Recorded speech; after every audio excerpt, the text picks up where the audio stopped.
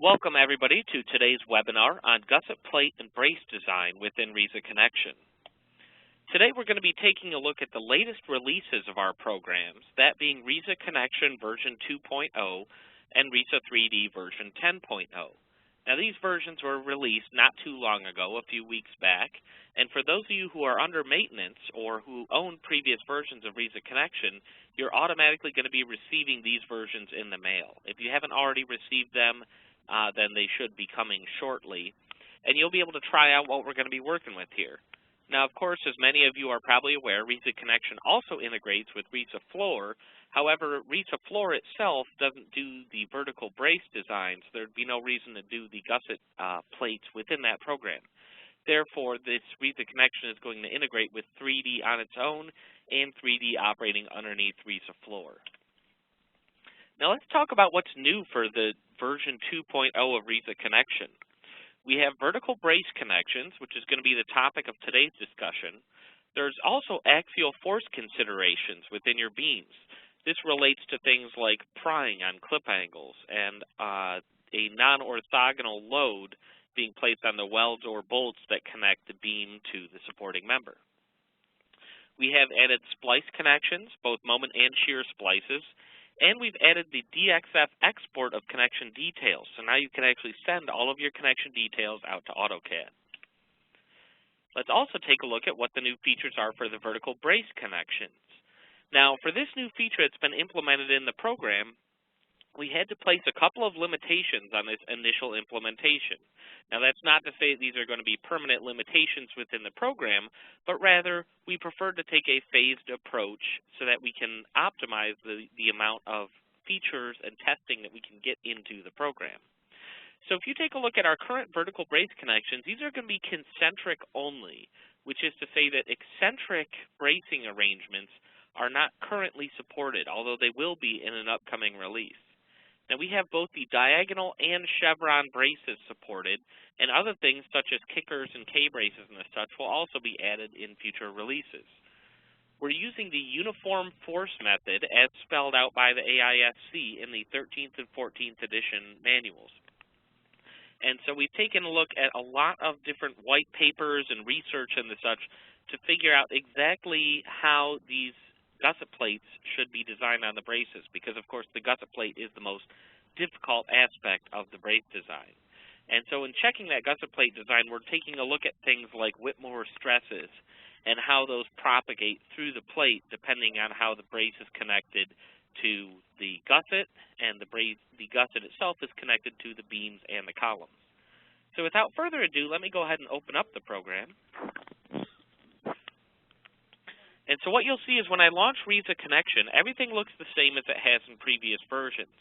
I'm just going to go up here and say, click here to create new project. And you'll see we get the global parameters, just like in RISA 3D. Now under the Solution tab, I can choose either ASD or LRFD. This is for the AISC 13th edition code here. And you can see for bolt groups and weld groups, you can choose center of rotation or elastic methods for the analyses.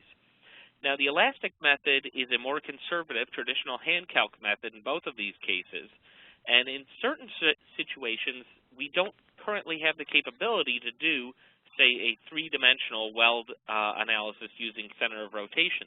So in certain cases, the program will actually fall back on elastic methodologies where required in order to get us our result. That may be a little bit over-conservative, but it depends on the type of weld or bolt configuration you're looking at.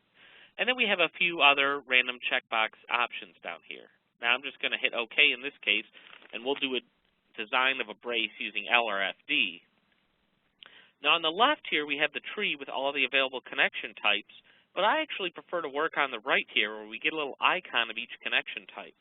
And what you'll see is that most of these connections right here are the same familiar connections that existed in RISAConnection 1.0 and 2.0.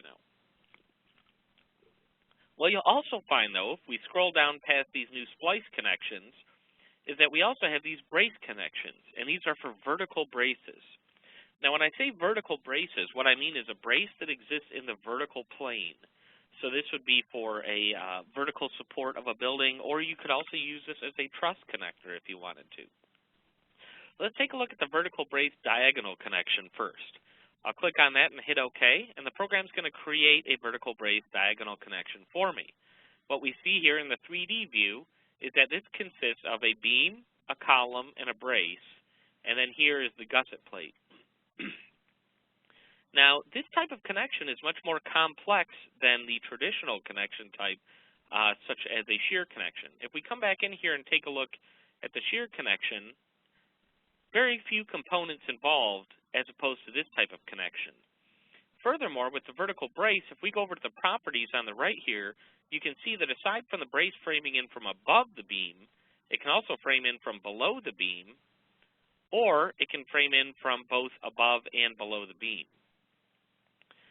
So this connection right here actually has a number of what I'll call sub-connections that are associated with it, that being the gusset to column, the gusset to beam, the gusset to brace, and the beam to column.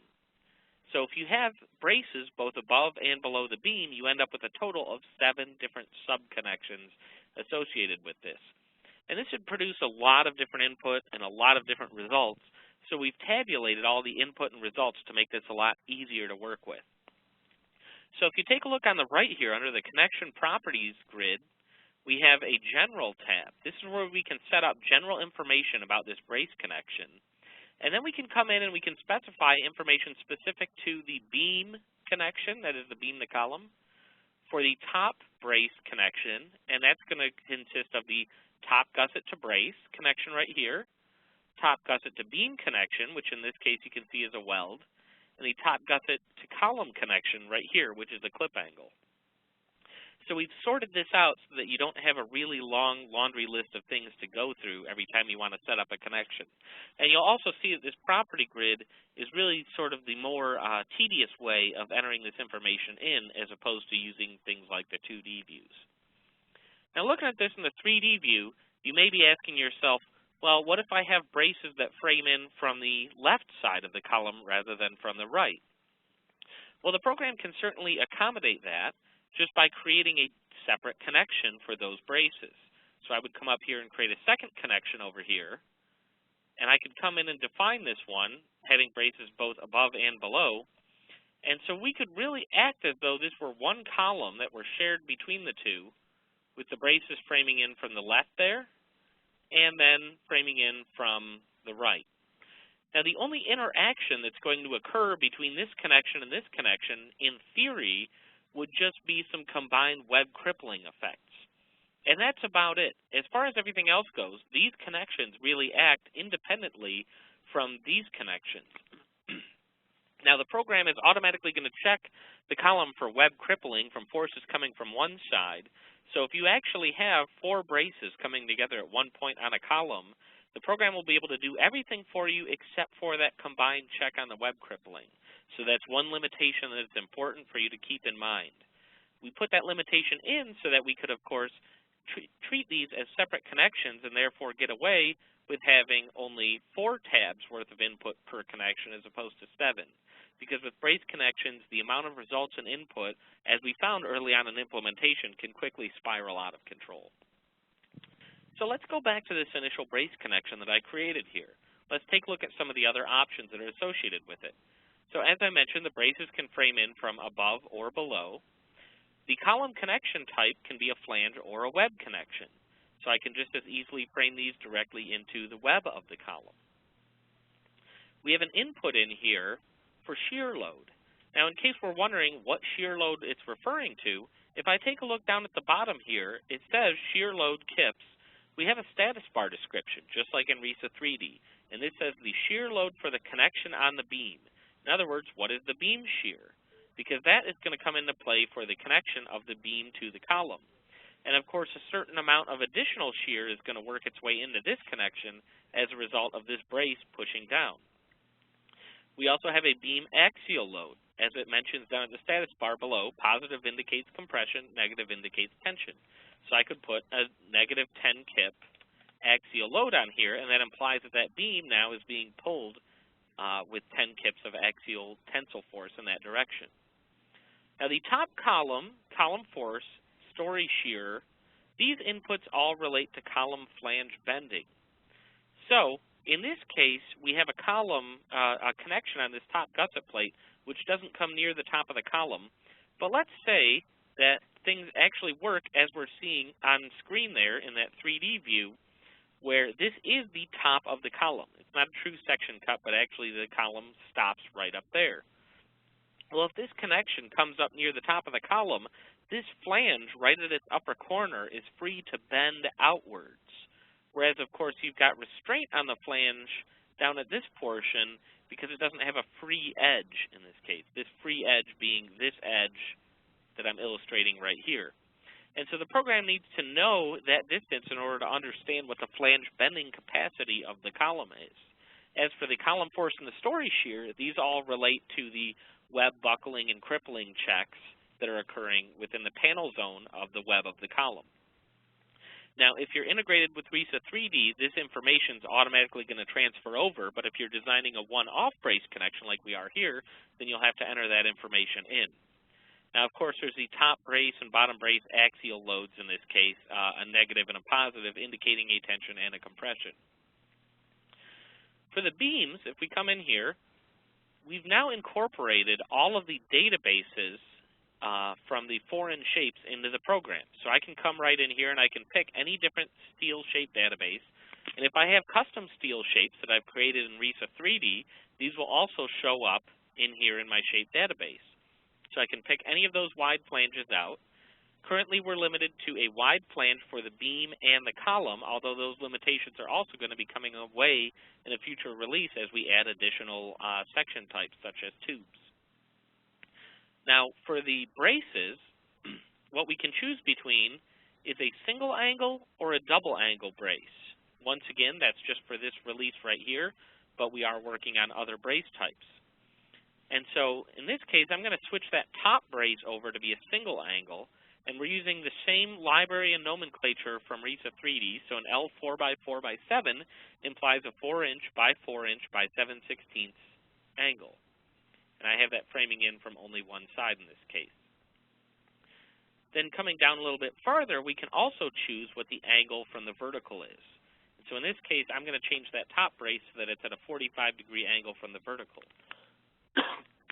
Now you'll note that when I change that, the gusset size automatically updated because the geometry of the gusset does not need to be what it formerly was to accommodate a 45-degree angle. And in fact, it doesn't need to be what this is either to accommodate a 55-degree angle. This is just an initialized setting from the program. Now I can go over to the beam tab, the top brace, and the bottom brace tab to adjust other settings, but let's take a look at an alternate way to enter in brace information within the program. I'm going to go on the left to this 2D view tab. You can see I'm currently in a 3D view. If I click on 2D view, what you'll see are the new 2D views that we've incorporated into RISAConnection. These are much more in-depth and interactive than the previous 2D views were in RISAConnection, which was definitely something that we got a lot of feedback on from the previous version. So if you take a look at this bottom gusset plate, for example, note that it's 48.5 inches long. If I click on that dimension, you'll see it automatically highlights that input over here on the right. So it knows that I mean the bottom brace, component, bottom gusset, length. And I can click on this and enter in a new length. Let's try 36 inches. And note that as I change this, the height of the gusset plate is going to change. The uniform force method indicates that you should have a certain ratio between your length and width of the gusset plate depending on the depth of the column, the depth of the beam, and the angle of the brace. And so what we're doing is we're maintaining that ratio. If I update either one of these two numbers, let's say I change this to 16, the other number will automatically update in order to accommodate that required ratio per the uniform force method. Now, as you can see here, I've got a bolted connection to both the beam and the gusset plate in this case, but maybe I want to change that. What I would do is I would click on this clip angle here, and we can see it selects the clip angle size for the bottom gusset to beam connection. And I can change any of this. So for example, if I wanted this welded to the gusset plate, I could go to the gusset fastener type, change that from bolted to welded. And right here you see it changes from bolted to welded. And so now we have that connection configuration down on the bottom. Additionally, I can move anything else around. Maybe I want to pull this brace in closer now. Well, if I come in here and click on this work point distance, I can change that to be 24 inches. It'll pull the brace back to this point, which should allow us to shrink our gusset plate. Now, it's important to point out that what you can see here, I have the brace center lines, the beam center line, and the column center line all intersecting at this one point. This is called the work point. And in our case, it's going to be a concentric work point for this design because, as I mentioned before, currently the program is going to design all of the braces using a concentric work point. Now, at this point, I can actually increase the amount of clip on this gusset plate because the bolts are attached so far in on this brace. But maybe I want to add an extra bolt, in this case, on the brace down at the bottom here. So I'm going to click on that, and I can just come down here to bolts per row and increase that to 4. And then I can increase the clip by clicking on the dimension for the clip. Now, the program is going to limit me from bringing the clip down any farther from where that clip angle is right there, but that's fine in this case. And I can decrease any values here and increase them as necessary in order to move the configuration around to something that's going to work for what I want. Once I've got sort of an initial layout, we can see how this connection is going to fare. So I can come over here to my Reports tab, and we can take a look at the results for this connection. Now, what we see on here is that we get a summary report for the entire connection. This is going to summarize all 12 connections that are associated with this. And so we can see a pass-fail for each of the 7 primary connections. I can see that we're getting a pass for most of these, but I've got 2 connections that are listed as failing. The top gusset to column connection and the bottom gusset to brace connection. Oh, also the top gusset to brace connection is also failing. Let's take a look at the top gusset to column connection. What we're going to see in this one is we're getting a failure under this bolt prying assumption. So the program's coming in here, and it's checking for prying action, and it's seeing that we're actually going to be failing for prying action in the case of that. So maybe we want to thicken up that clip angle just a little bit for the top gusset to the column. Well, I can come over here to my top brace connection, and under top gusset column, I can come in and choose a heavier duty angle. And that has now allowed us to pass that bolt prying. So by beefing up this clip angle right here to something thicker, as you can see in the one below, that caused us to pass. So we do have to come in and set a few things.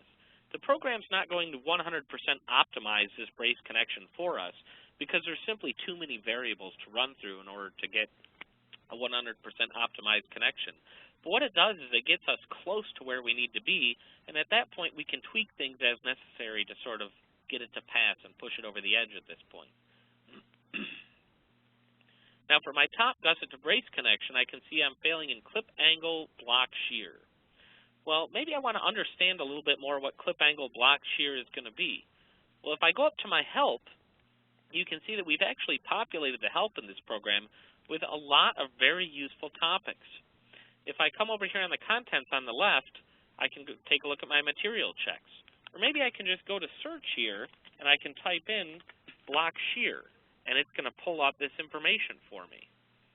And so what I'm going to find here is if I look under my material checks, and I scroll down, I can get a picture right here of what's going to happen with block shear. And the program is telling me that block shear is a combination of tensile rupture and shear rupture. Of course, we all know this from your basic engineering courses, but I also get a note down here that mentions that when multiple rows of bolts are present, a UBS value is taken. What's that UBS value? Rather than looking in the help file, I can actually look directly at that connection. So I'm going to take a look at the top gusset to brace connection. I'm going to scroll down the list of passes and fails, and I'm going to expand out this clip angle block shear. And what we see here is we have a uniform tension stress factor that's associated with this one. And this is taken from AISC 36005, equation J45. So we can take a look at the full report for any of these pieces of information. If I look under brace tensile rupture, for example, here we have the shear lag factor that's required by the code. So every single limit state and code check that's required per the AISC 13th is being checked in this list right here. And we can see how they all apply. Now in this case, I can see that this load is actually a bit much for this brace to be able to handle with it being bolted. So maybe I'm going to come in and change this brace to be welded instead.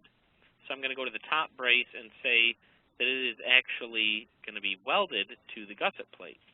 And if I update that, now we see everything passes. So I've now got a complete pass in this case on this connection. Let's take a look at a chevron connection and see how that differs.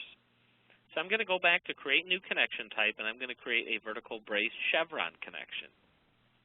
Now in the chevron connection, what we have is two braces coming together at a common work point, and they're going to share a gusset plate.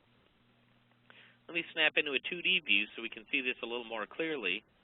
So in this case, I've got these 3.5 by 3.5 double angles, both framing in to this wide flange beam.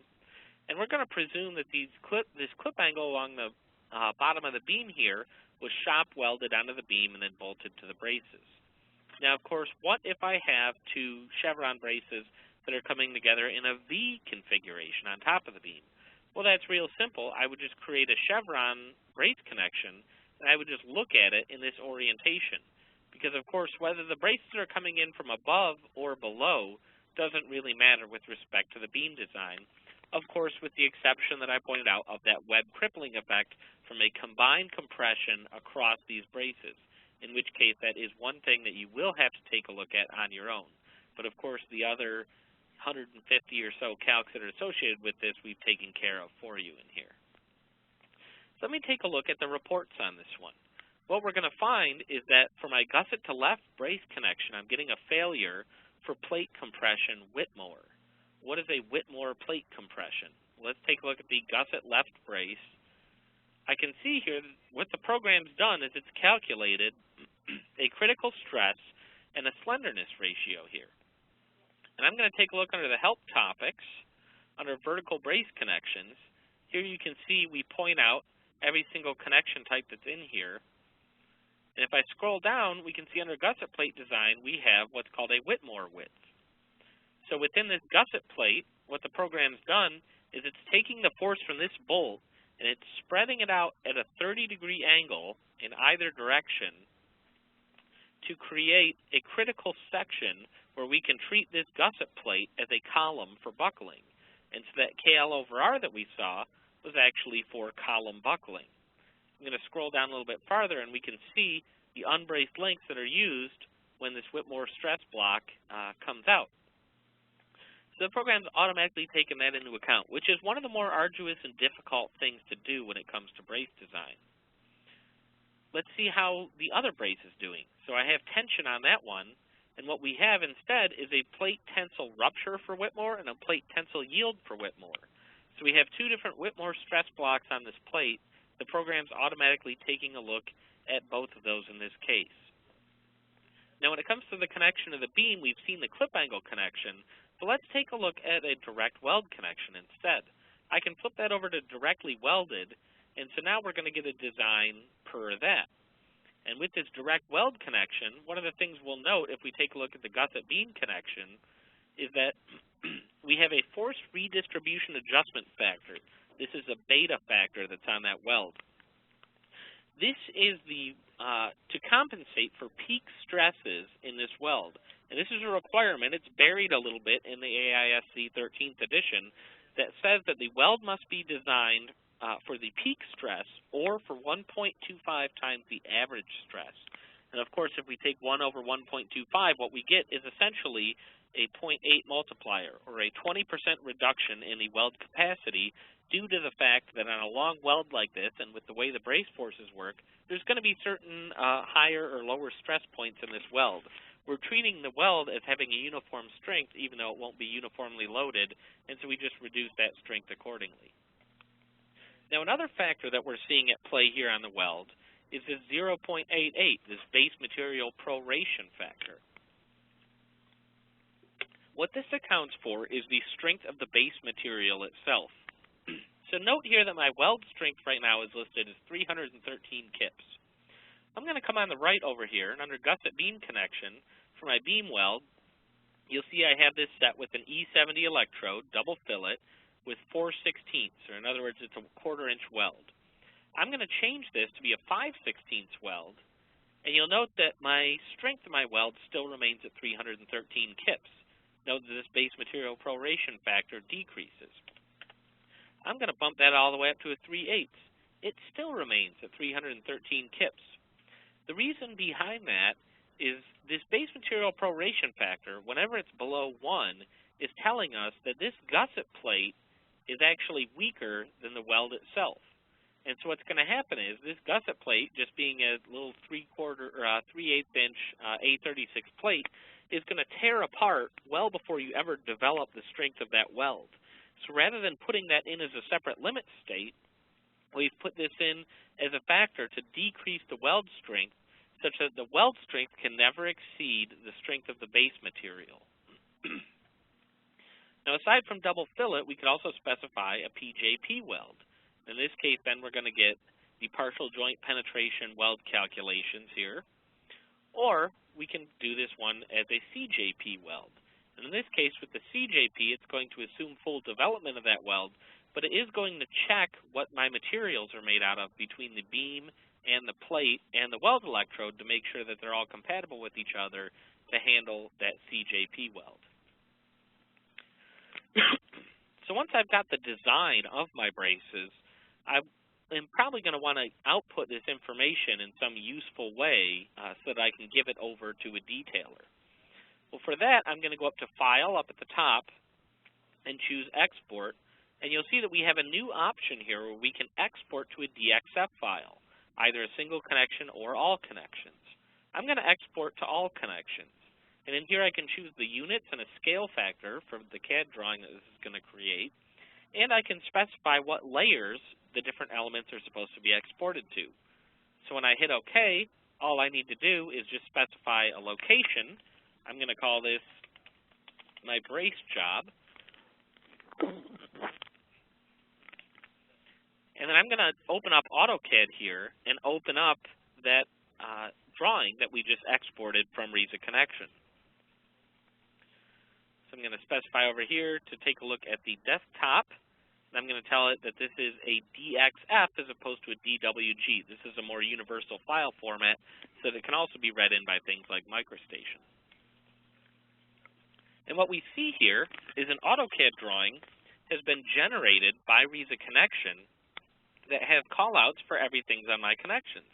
So for example, here's one of those shear connections that I have. It points out every single element, and it also includes my weld symbols pointed on there, and it includes any information on bolts, for example. So here we can see this connection is going to have 9 3/4 inch A325 each side listed on it. Now, the leaders and the callouts on these connections can be a little messy. And that has to do with the fact that, of course, there's only so much smarts that you can build into a program for how a drawing is presented. We've placed all of the relevant information on this drawing, but you can never fully take the human factor out of it. So you would definitely want to have a drafter or somebody come in and do whatever adjustments or cleanup were necessary in order to make this a little bit more readable. But we have gotten all of the information presented to you right here in this one comprehensive drawing, so you can get all your information outputted. And that'll save you a lot of time and effort associated with having to output information from RISAConnection. Now, of course, when it comes to the other aspect of things, that not being drawing production, but of course taking care of calculations and code officials and the such, you can print a summary report of anything out of the program here. So let's just take a look at a summary for this connection right here. Let's say I want to take a look at my beam to column connection. Well, you can see I've got quite a few different outputs in here. Maybe I want to print this all out in full detail. Well, in that case, if I hit print, what's going to happen if I go to print preview here is that I'm going to get a fully detailed output. It ends up becoming 5 pages just for this one connection. but maybe I don't care about printing all that detail. What I'm going to do instead is I'm going to go up to the tools up at the top and go to preferences in here. And you'll see that there's a preference available in the program that says print only summary of all design checks. If I choose that, then when I print, rather than getting that 5-page report, I've got it summarized down to just a 2-page report now that simply shows a pass-fail for each limit state. So this cuts down a lot on the amount of paper that's going to be output from the program. Now you can also print all the information about the members and the components up here, and you can see what we've done is we've grouped together all of that in these simple tabbed spreadsheets that are available right here in the program. At this point, we've seen how RISAConnection behaves with the brace connections on its own. Now let's take a look at the integration with RISA 3D. So now I'm going to close out of that RISAConnection model, and we're going to go into RISA 3D. Let me open up my PowerPoint slides so that we can take a look at what workflows can be associated with this. Very similar to how things were, actually I shouldn't say very similar, exactly the same to how things were in RISAConnection 1.1, we have the same workflow process. We're going to start off in RISA 3D and we're going to define some connection types. We're going to assign those connections to various member ends in RISA, solve to get the end reactions, then we'll be able to bring that into RISAConnection. So I'm going to open up a basic sample test model that I have.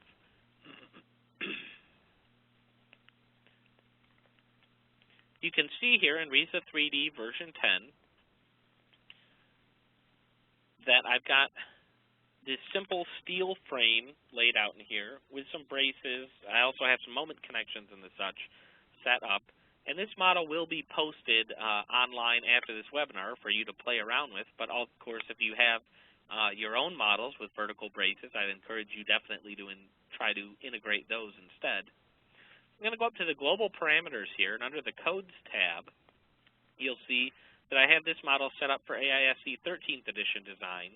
We currently have the capability to design for 14th edition as well for the steel frame. Under RISAConnection, the next release of that one is going to have 14th. Currently, this is going to be 13th, which is fine because that's the code for almost the entire U.S. at this point. And so under here, I can choose maybe to design my connections using ASD.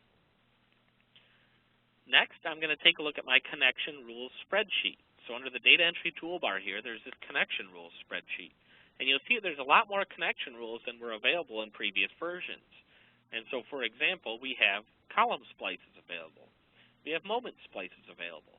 And what I want to do here is I want to design some diagonal braces and some chevron braces. And so what I want to do is make sure that I have at least one connection rule set up for each one of those types. So for diagonal brace, here I have a diagonal vertical brace connection already set up. For chevron brace, I have a chevron vertical brace connection already set up. So at this point now, it's just a matter of assigning those to member ends. Now there's different rules for assigning chevron versus diagonal braces. I'm going to come up here to my toolbar where I can visualize member ends, and I'm going to first take a look at the I and J ends. We can see from the color coding legend in the upper right that the red ends are start and the blue ends are end. So this is going to be the I's, those are going to be the J's. Let's just take a look at this configuration right down here. Well, if I want to do a diagonal brace connection, I need to define the connection end for both the brace and the beam. The column is running continuously past this connection, so there's no need to assign a connection rule to that column. So I'm going to come in here and color code by connection rule. And I'm going to go to Modify up at the top and choose Members. Now under Modify Members here, you'll see there's a RISAConnection drop-down option where I can choose for the start end diagonal brace. I'm going to check the Use box for that, and I'm going to click on the brace and on the beam. What you'll see is these come together as diagonal brace now. Whenever we call out these connections, we're always calling them out on the member ends, which means that a member that passes continuously through that, in this case that being the column, does not need to be assigned. The program will automatically pick that up and consider that as part of this connection, since the diagonal brace connection requires a brace and a beam both terminating on a continuous member, in that case that being the column. Now we also want to design this as a chevron connection up at the top here. Now I can go back in here under Modify, and I can put a chevron connection on the J end of this beam, or of this brace rather. Or another option I have is to double click on this member. And if I double click on it and go to the End Releases tab, you'll see that for J end, I have chevron brace as an option in this drop-down box. So I can graphically add those by clicking on them. I can double click on them and edit it through the Properties box. Or if I look in the Members spreadsheet, there's a RISAConnection tab. And in here, I can assign connections in here. So we try to give you as many different avenues as possible to get these connection types assigned. Now that I've assigned some brace connections, let me go ahead and solve this model. And I'm going to solve a batch solution of this model. And what it's doing here is it's going to run through about 30 or 40 code-required load combinations for this building. And it's going to get all the worst cases for these brace forces so that we can get a connection design out of them. With that model finished solving, I'll go to the Load Combination spreadsheet. And under here, under the Design tab, I'm just going to double-check what I've got here. What we see is I have connection checked for all these boxes. So with that checkbox checked, that means that these load combinations are going to be used for connection design. But if I come back over here to my Combinations tab, you'll note that my load factors in here, 1.2, 1.6, these are LRFD factors. Well, that means that the program is going to be outputting LRFD level loads for my connection design. But if I go back to my global parameters here, I had told it to design those connections for AISD. And maybe for some reason we want to do that, the connection design in AISD. Well, if I wanted to do that, what I would have to do is come in here and generate a second set of load combinations, those being AISD level loads. So I'd go to my load combination generator, and I would say generate 2010 ASCE7 ASD load combinations for me. I'll have the program generate that for both wind and for gravity. And in this case, we will leave the seismic out of it, since I've already ran this model before and found that seismic does not control it. So here we see we have a separate set of load combinations that we're going to use for the connection design as opposed to the rest of the steel design. And I need to now uncheck connection for all of those strength level loads. So in my load combination spreadsheet, if I click and drag to highlight all of these cells, I can right-click and say Fill Block. When I fill block, the program is going to fill all those cells with whatever I enter in here. So if I leave this blank, it will fill all those cells with blank. That's what I want to do, so I hit OK, and it unchecks those boxes. So now we have ASD level load combinations that are used for connection design, LRFD level that are going to be used for my frame design. And I can just solve a batch of all of these in order to get the loads to go over to RISAConnection correctly. So as you can see, mixing and matching with ASD and LRFD results in a fair number of additional load combinations, but the program doesn't take very long to get through all of these in terms of a solution. Now that we've finished that, I need to create a RISAConnection model. So if this is your first time going to RISAConnection, what you need to do is go to the Director tool in the upper right corner and choose RISAConnection. That's going to launch RISAConnection with the information from these brace connections that I've set up. And what we see here are the two connections. So if I click on one of them, there's that chevron connection that's located right up there. We can key that in by seeing that it reports itself as being a connection, chevron brace lateral, from M112 and M111. And if I come back and turn on my member labels in the program here, there's M111, there's M112. So we can clearly see that this is the connection that correlates with that. Now I can also see that with these braces that I sized, double angle 8x6s, that a single row of bolts is probably going to be inadequate. So right off the bat here, I can come in and tell the program that I want to do 2 rows of bolts for both the left and the right brace. And I'm just doing that using the property grids on the right there. So now I have that set up. Now the program has all of the relevant load combinations loaded, so I'm going to come up here to Solve Project. Whenever you're integrated with RISA 3D, you need to hit the Solve button in RISAConnection. It doesn't automatically update because, of course, you could have a large number of load combinations that we would have to sift through. And what I can see is that this connection passes as it is here. We've got a 0.7 for my unity check. So coming in here, it looks like everything is A-OK. And in fact, my highest unity check is only a 0.19 for plate compression Whitmore. So that connection is good to go. I am getting a failure on my diagonal brace connection in this case. Well, let's make this gusset plate just a little bit larger. I'm going to expand that out to be a 24-inch gusset plate. And now clearly this is an insufficient number of bolts that are going into that column web. So I'm going to click there on the number of bolts here, and let's bump that up to about 6 in this case. That looks to be a correct number. Now what I want to do is I want to weld that brace on rather than bolting it on. So I can come up here under top brace, and I can choose the connection type as being welded as opposed to bolted. So I'm going to take a look at my top gusset to brace connection. We're going to say welded, solve the project again. We're still getting a failure. So this is one of these situations where we're going to have to track down what's causing the issue here. Top gusset to column connection, geometry restrictions that column. We'll look at that. We have this clip angle nestled in the web of the column here, and I increase the number of bolts on the gusset side, but not the number of bolts on the column side. Now you might wonder, why did that not increase automatically when I increased that number of bolts? Well, we left these as 2 separate inputs so that you could do things like staggered bolt arrangements. But now, of course, I need to cut down on the amount of edge distance on that clip angle, so I just clicked on the edge of the clip angle and punched in 1.5 inches to shrink that angle back down. Now when I solve, we get this one reported as pass as well. So all of our brace connections are passing. I can see I'm being controlled here by my beam column bolt shear at beams. That's going to be the worst case.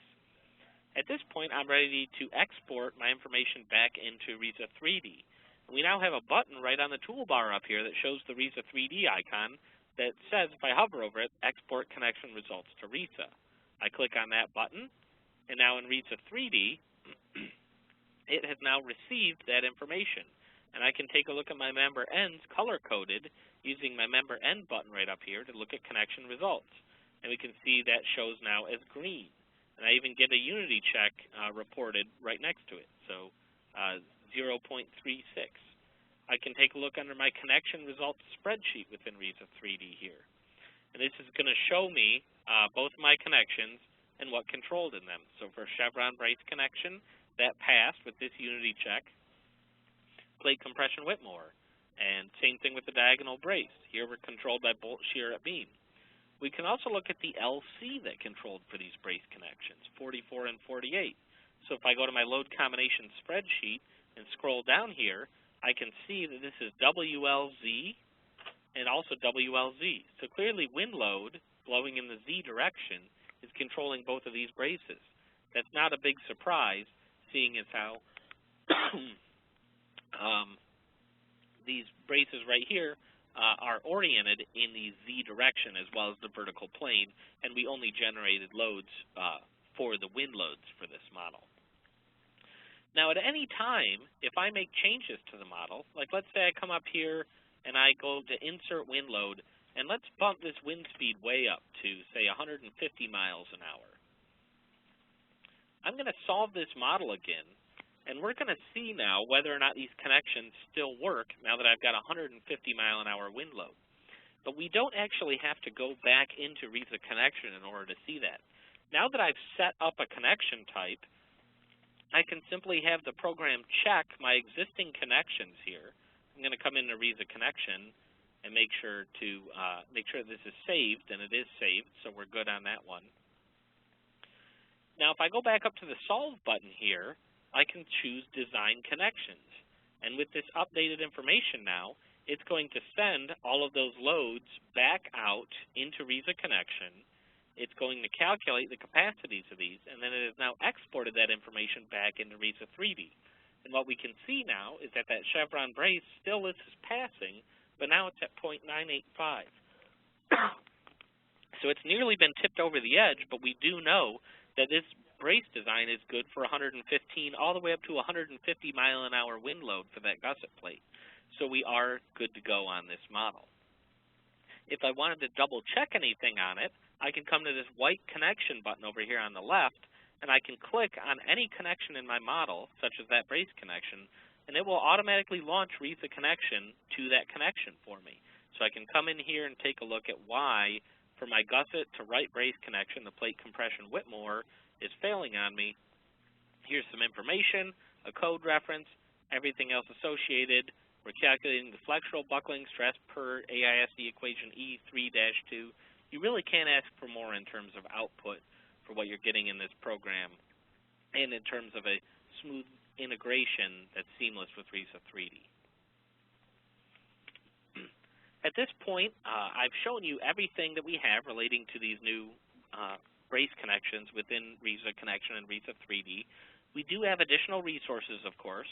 The RISAConnection help file is very thorough, and it explains all of the background information on everything that we do in the program.